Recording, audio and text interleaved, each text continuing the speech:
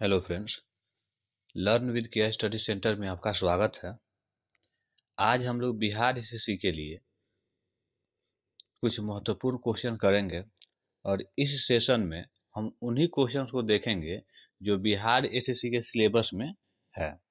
किसी भी तरह के अतिरिक्त क्वेश्चन को नहीं देखेंगे। जो प्रश्न देखेंगे वो वैसे प्रश्न रहेंगे जो आपके बिहार एसएससी में आने वाले हैं और उनसे संबंधित जो भी फैक्ट्स हैं उनको भी देखते चलेंगे। तो चलिए बिना देर किए हुए आज के सेशन को शुरू करते हैं। आज का हमारा पहला प्रश्न है, राज्यसभा के सदस्यता कितने वर्षों की होती है? तो राज्यसभा की जो सदस्यता होती है वो ऑप्शन सी सही होगा, 6 वर्ष की होती है। आपको बताते चलें कि वर्तमान में जो राज्यसभा की सदस्य संख्या है वो 245 है और राज्यसभा के लिए अधिकतम सदस्य संख्या 250 है और वर्तमान में 245 ही है और इसके 1/3 सदस्य प्रत्येक साल सेवानिवृत्त होते हैं और ये एक अस्थायी सदन है और संसद का ये उच्च सदन है। चलिए नेक्स्ट प्रश्न देखते हैं हम। खेल का जमीन जहां पे क्रिकेट खेला जाता है क्या कहलाता है? तो उसको पिच कहा जाता है। ऑप्शन सी सही होगा। क्रिकेट के मैदान को क्या कहता है? पिच कहा जाता है। वैसे ही वॉलीबॉल, टेनिस, कबड्डी ये जहाँ खेला जाता है उस परिसर को कोर्ट कहा जाता है। फुटबॉल और पोलो जहाँ खेला जाता है उस परिसर को फील्ड कहा जाता है। ये सब भी महत्वपूर्ण है। पृथ्वी की सतह पर कितना प्रतिशत पानी का आवरण है? तो पानी का जो आवरण है वो पृथ्वी पे ऑप्शन बी सही होगा, 71% है, 71% है और 30%, 29%, 29% जो है वो भूमि है जिसमें पर्वत, पठार, जंगल ये सारे आते हैं।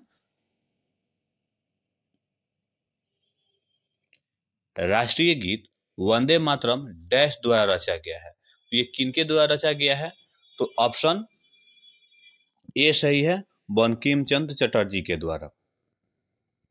वंदे मातरम की रचना बंकिम चंद्र चटर्जी के द्वारा किया गया है और वंदे मातरम को इनके ही उपन्यास आनंद मठ से लिया गया है। आनंद मठ से लिया गया है। नेक्स्ट प्रश्न देखते हैं हम लोग। श्रीहरिकोटा भारतीय बुरा छोड़ने का केंद्र डैश में स्थित है। तो श्रीहरिकोटा कहाँ है? तो ऑप्शन ए सही होगा, आंध्र प्रदेश में है। श्रीहरिकोटा आंध्र प्रदेश में है।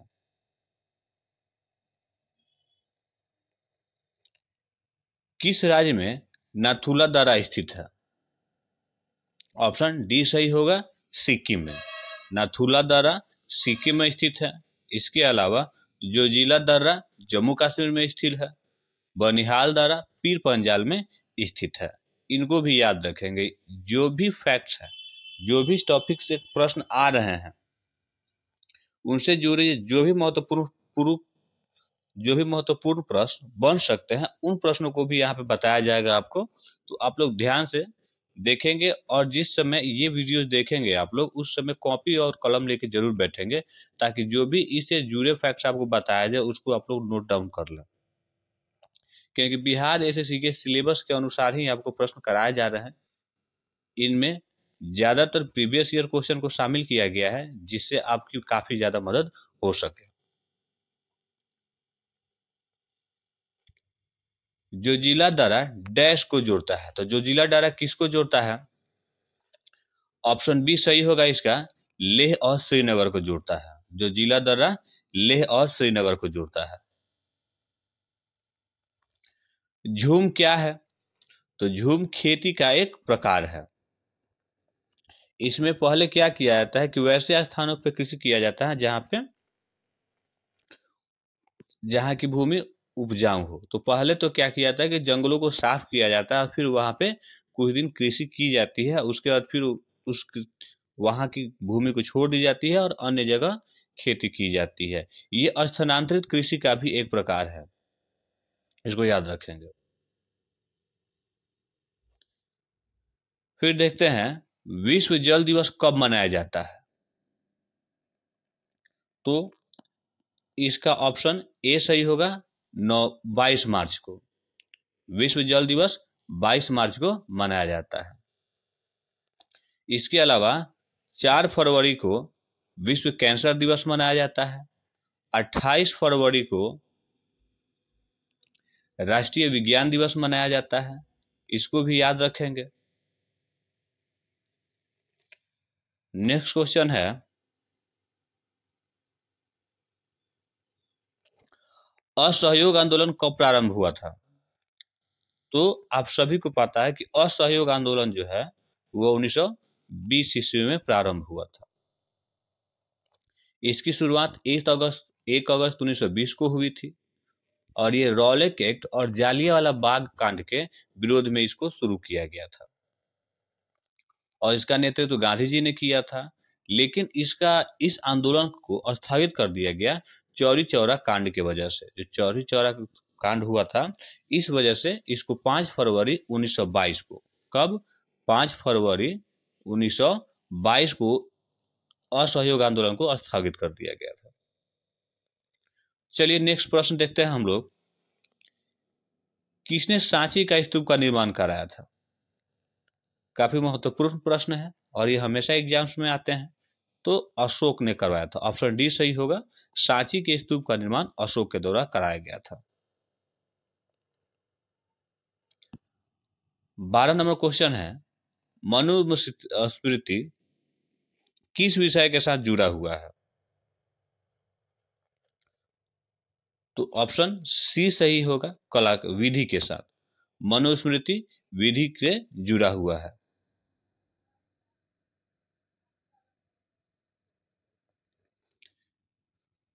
निम्न में से कौन सा एक बौद्ध धर्म का संप्रदाय नहीं है। तो बौद्ध धर्म का संप्रदाय दिगंबर नहीं है, ये जैन धर्म का एक भाग है। जैन धर्म 2 भागों में बट गया था, श्वेतांबर और दिगंबर। श्वेतांबर वे कहलाए जो श्वेत वस्त्र पहनते थे और स्थूलभद्र इसके संस्थापक थे। दिगंबर वे कहलाए जो नग्न अवस्था में रहते थे और भद्रबाहु इसके संस्थापक थे। चलिए नेक्स्ट प्रश्न देखते हैं, अंतरराष्ट्रीय न्यायालय का मुख्यालय कहाँ पे है। ऑप्शन ए सही होगा, हेग। अंतरराष्ट्रीय न्यायालय का मुख्यालय हेग में है।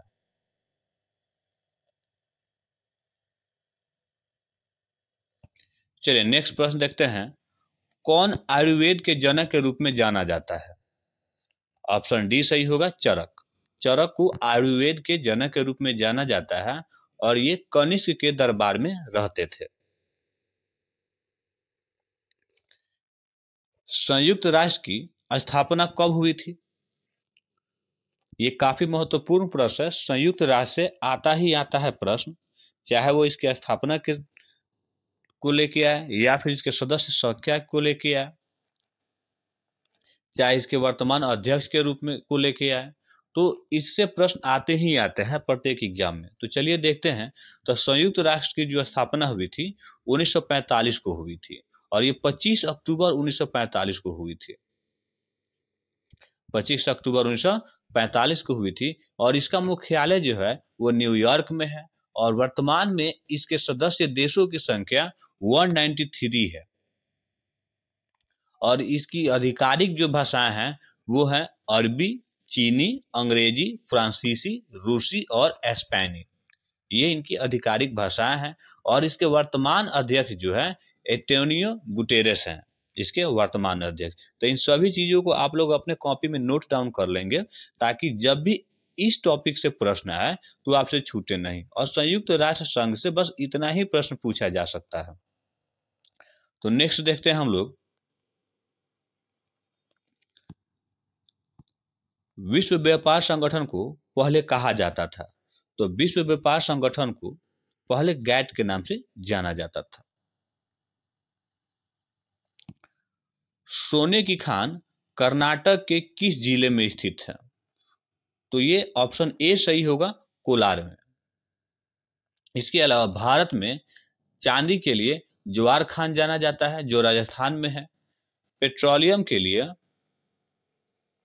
डिगबोई जाना जाता है जो कि कहाँ है, असम राज्य में स्थित है।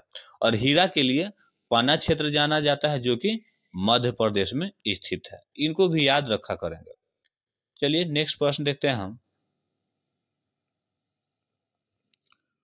कौन सा राज्य या केंद्र शासित प्रदेश केसर का प्रमुख उत्पादक है? तो ऑप्शन डी सही होगा, जम्मू कश्मीर। जम्मू कश्मीर जो है वो केसर का प्रमुख उत्पादक है। इसके अलावा ये भी पूछा जाता है कि दार्जिलिंग की कौन सी उत्पाद बहुत ही प्रसिद्ध है? तो चाय। याद रखेंगे, दार्जिलिंग की चाय बहुत ही फेमस है। और केसर का प्रमुख उत्पादक राज्य या केंद्र शासित प्रदेश पूछे तो जम्मू कश्मीर इसका उत्तर होगा। चलिए नेक्स्ट देखते हैं हम लोग, किन्हें द्रोणाचार्य पुरस्कार दिया जाता है? तो ऑप्शन सी सही होगा इसका, द्रोणाचार्य पुरस्कार सर्वश्रेष्ठ प्रशिक्षक को दिया जाता है। और अर्जुन पुरस्कार सर्वश्रेष्ठ खिलाड़ी को दिया जाता है। वैसे खिलाड़ी जो जिनका प्रदर्शन सर्वश्रेष्ठ रहता है उनको अर्जुन पुरस्कार दिया जाता है। और द्रोणाचार्य पुरस्कार सर्वश्रेष्ठ प्रशिक्षक को दिया जाता है। चलिए नेक्स्ट देखते हैं,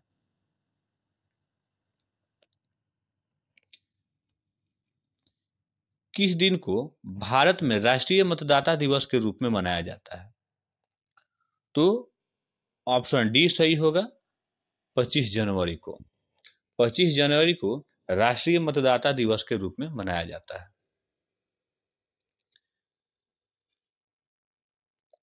सितारों के एक समूह को क्या कहा जाता है? तो ऑप्शन सी सही होगा, नक्षत्र कहा जाता है। सितारों के एक समूह को नक्षत्र कहा जाता है। हेलु धूमकेतु डैश वर्षों के अंतराल में दिखाई देती है? ऑप्शन ए सही होगा, 76 वर्षों के अंतराल में एक बार दिखाई देती है। हेलु धूमकेतु की जो अवधि है वो 76 वर्षों की है, 76 वर्षों के बाद आती है। चलिए नेक्स्ट देखते हैं हम लोग, विश्व में अधिकतम वर्षा का स्थान है। तो विश्व में अधिकतम वर्षा का स्थान जो है वो अपना मसीनराम है जो कि मेघालय में स्थित है। इसको ध्यान रखेंगे। चलिए नेक्स्ट प्रश्न देखते हैं हम लोग, पोंगल किस राज्य का एक प्रमुख त्योहार है? यह तो पोंगल तमिलनाडु का एक प्रमुख त्योहार है। इसके अलावा हॉर्नबिल त्योहार जो है वो नागालैंड का प्रमुख त्योहार है। गुड़ी पड़वा ये महाराष्ट्र का प्रमुख त्योहार है। ओनम केरल का एक प्रमुख त्योहार है। पोंगल ये तो ही बताया गया है तमिलनाडु का एक प्रमुख त्योहार है। वैसाखी जो है वो पंजाब और हरियाणा की प्रमुख त्योहार है। तो इन सारे प्रश्नों को और इनसे संबंधित जो भी फैक्ट्स आपको बताए गए हैं उनको आप लोग ध्यान रखेंगे। फिर हम लोग नेक्स्ट वीडियो में मिलेंगे, तब तक आप अपना पढ़ाई जारी रखेंगे। हमारे इस चैनल पे आपको कंपटीशन की जो भी तैयारी है वो कराई जाती है, चाहे वो रेलवे के किसी एग्जाम की हो, NTPC, group D, ALP, RPF, या फिर बिहार एसएससी या बिहार की किसी भी तरह के एग्जाम हो, या फिर सेंट्रल के किसी भी एग्जाम की तैयारी इस पे कराई जाती है। तो आप लोग हमसे जुड़ने के लिए मेरा चैनल सब्सक्राइब कर सकते हैं। चलिए फिर मिलते हैं नए वीडियो के साथ। धन्यवाद।